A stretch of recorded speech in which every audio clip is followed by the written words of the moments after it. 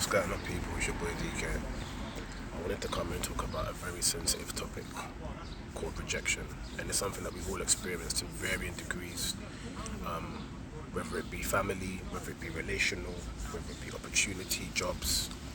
We've all experienced a level of being turned away by people, feeling like you're unwanted or undesired. And I wanted to kind of highlight a bit more about myself in regards to this, just to give people who follow me, who are aware of me, who may have heard a song or seen a post about me, a bit more of an insight into where I'm coming from. I grew up in a single parent family. It was a mixed family. My mother is Jamaican, my late father was from Kenya, and they divorced when I was 3 years old.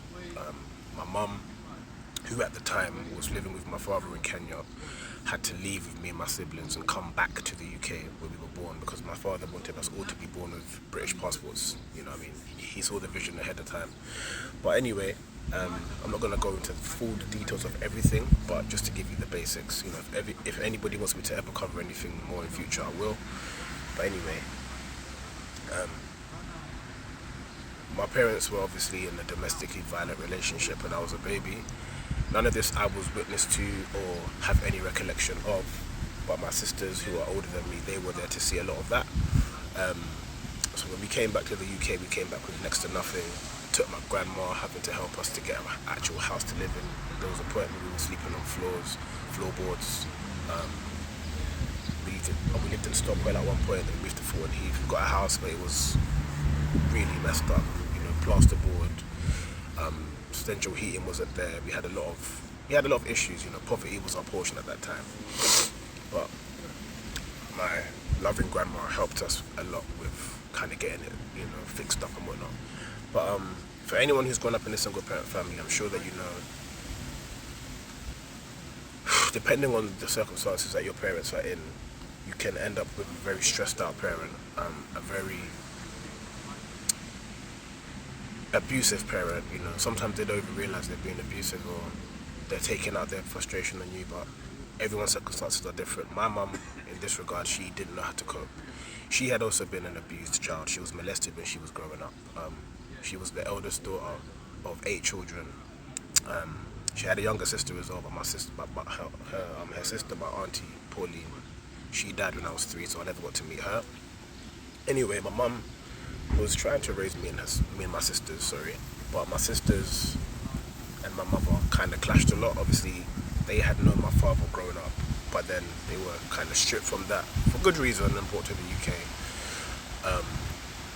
And they had a very unhealthy relationship with my mum.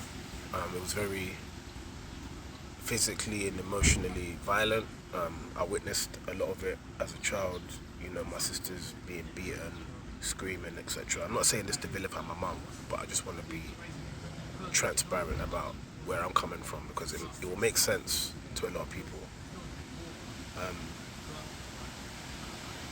So that happened obviously growing up.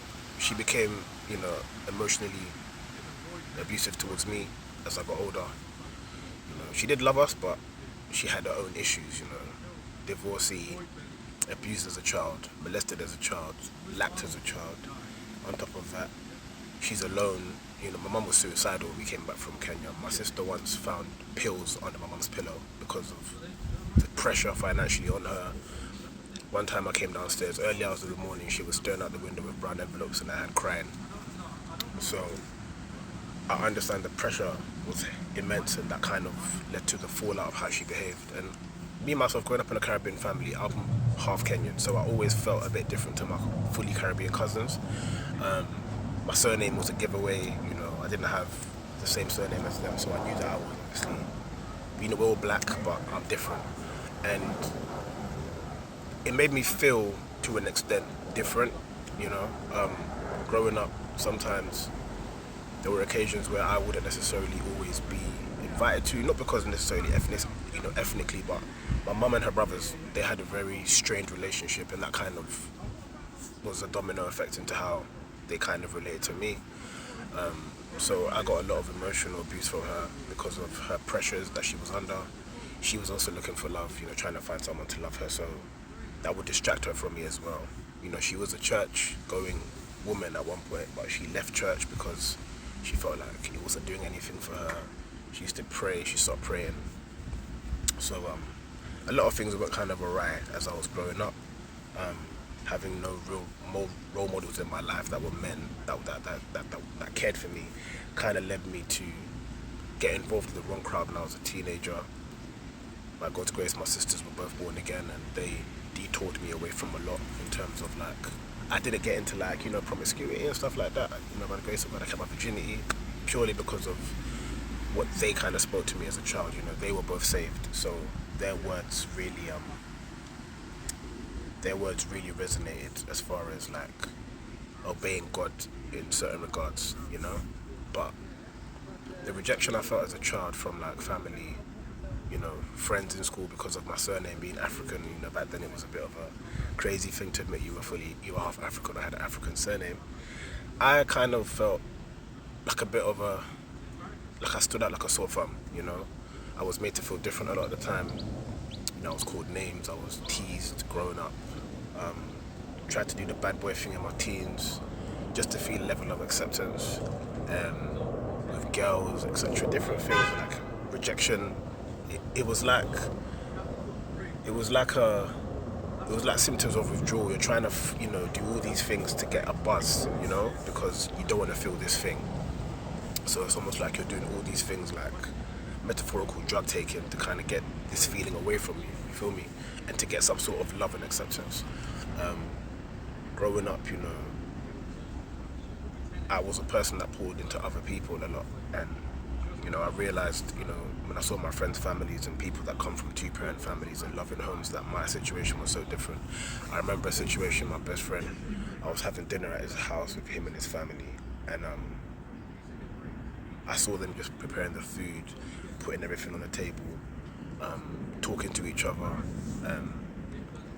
just interacting, and you can see the smiles and the love. And I remember I was at the far end of the table, and it was like a movie screen, and witnessing that and seeing where I came from, I felt like I've been robbed. Do you know what I mean? I remember I went to the toilet and I cried quickly just so that they couldn't see, just because I realized, wow, this is what a family's supposed to look like. Even my late father, I never got to physically get to meet him because during my GCSEs, my mum tried to hide it from me, but my father passed away from a brain tumour in Kenya, so all the letters and phone calls that we had, I never got to actually meet him. So that made me very angry when I was growing up. My older sister, after they went to bury him, because I had to stay here, I never got to go to the funeral because obviously my dad was, getting buried during my exam, so I had to kind of continue here. I remember finding out him punching through a wooden chair in anger and frustration and heartbreak. So a lot of these early experiences kind of shaped parts of my character, and I don't know, I just wanted to come here and just talk to people who are going through rejection or feel rejected or feel like, you don't know your position in the world. For me, knowing Jesus as my Lord has helped to reshape my view of myself. It's helped to give me a level of confidence that I never had. It's taken building, to get myself to a level where I'm getting to. I'm not even there, like I've apprehended or reached where I want to be, but I can say that I'm not where I was. There's a lot of things I never got in life that I wish I had. I had to grieve what I never experienced. Do you know what I mean? But it's just to encourage anybody who's going through rejection or abandonment. People have left you. People have promised you something they didn't deliver. Family members left you. There's a scripture in the Bible that says, when my mother and my father forsake me, the Lord will take me in. So I just made this honestly to be transparent.